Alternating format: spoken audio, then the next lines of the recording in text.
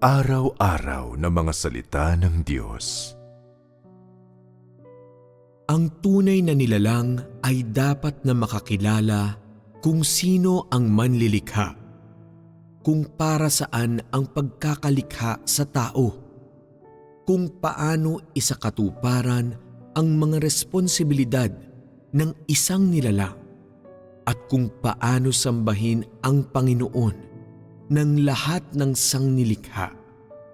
Dapat maunawaan, matarok, malaman at pagmalasakitan ang mga intensyon ng manlilikha, mga nais, mga hinihingi, at dapat na kumilos ayon sa paraan ng manlilikha. Ang matakot sa Diyos at umiwas sa masama. Ano ang ibig sabihin ng matakot sa Diyos? At paano umiwas sa masama? Ang magkaroon ng takot sa Diyos ay hindi nangangahulugang walang katulad na sindak at takot, ni hindi ang umiwas o lumayo, at hindi rin ito pagsamba sa Diyos-Diyosan o pamahiin.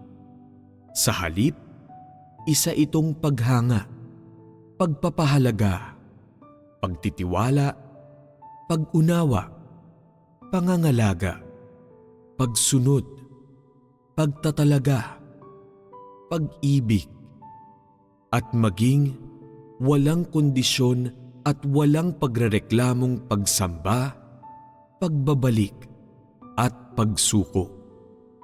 Kung walang tunay na pagkakilala sa Diyos, ang sangkatauhan ay hindi magkakaroon ng tunay na paghanga, tunay na pagtitiwala, tunay na kaunawaan, tunay na pangangalaga o pagsunod, kundi takot at pagkabalisa lamang, pagdududa lamang, di pagkakaunawaan, pagtakas at pag-iwas. Kung walang tunay na pagkakilala sa Diyos, ang sangkatauhan ay hindi magkakaroon ng tunay na pagtatalaga at pagbabalik. Kung walang tunay na pagkakilala sa Diyos, ang sangkatauhan ay hindi magkakaroon ng tunay na pagsamba at pagsuko. Tanging bulag na pag-idolo lamang at pamahiin.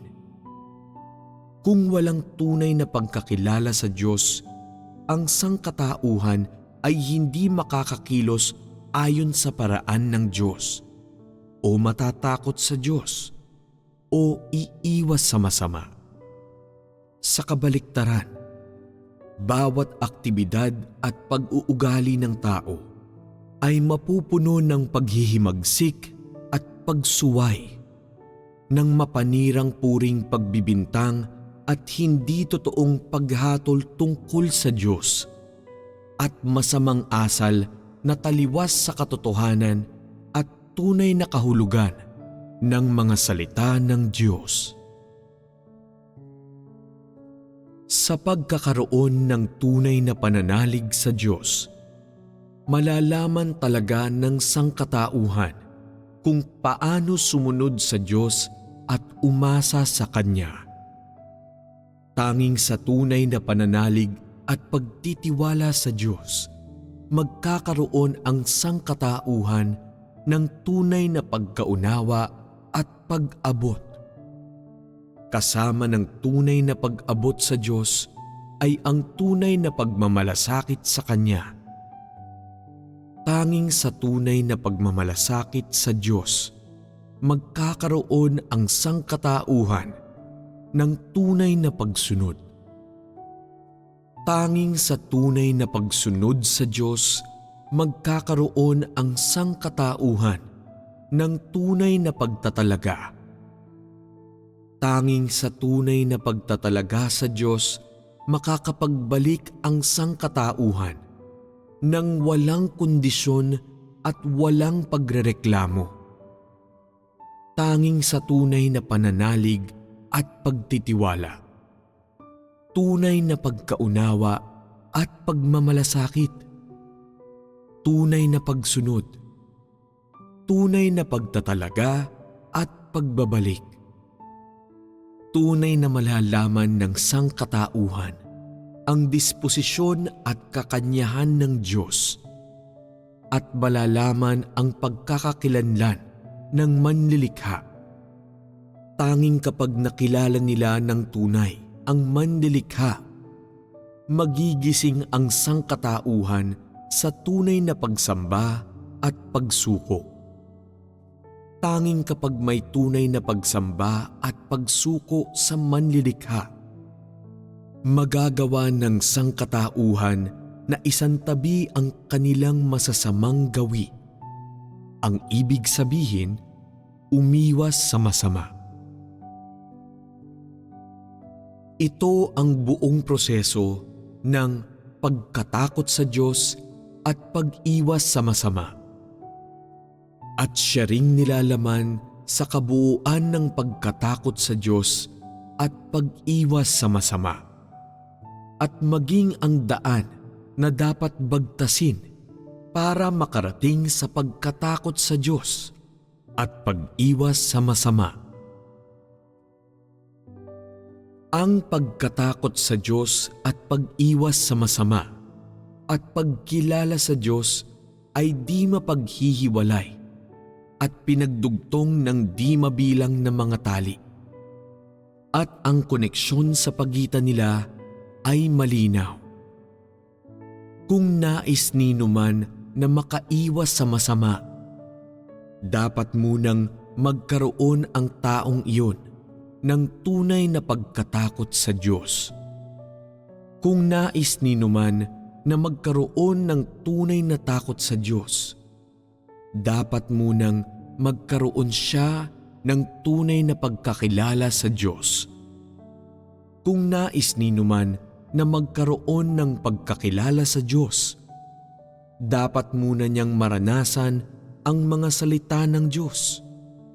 Pumasok sa pagkatotoo ng mga salita ng Diyos.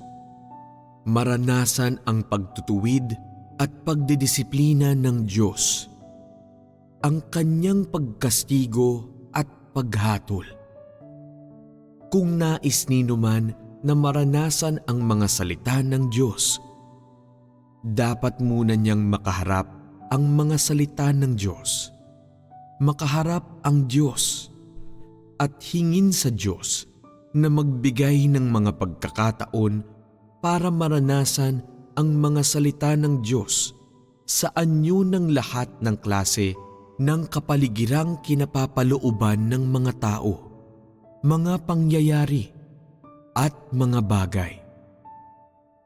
Kung nais nino man na makaharap ang Diyos at ang mga salita ng Diyos, dapat munang magkaroon ang sinuman ng isang simple at tapat na puso.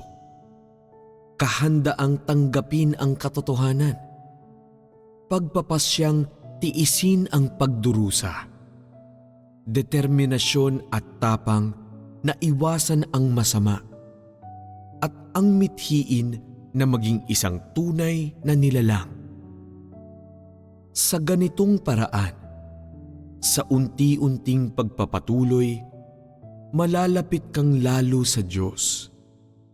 Lalong magiging dalisay ang puso mo. At ang iyong buhay at halaga ng pagiging buhay ay kalakip ang iyong pagkakilala sa Diyos. Magiging mas makahulugan at magiging mas maningning. Hanggang isang araw, mararamdaman mo na ang manlilikha ay hindi na isang palaisipan. Na ang manlilikha ay hindi kailanman natatago mula sa iyo.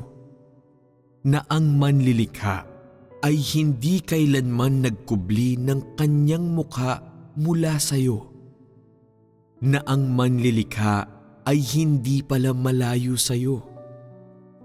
Na ang manlilikha ay hindi na ang siyang lagi mong pinananabikan sa iyong mga kaisipan pero hindi mo maabot ng iyong damdamin.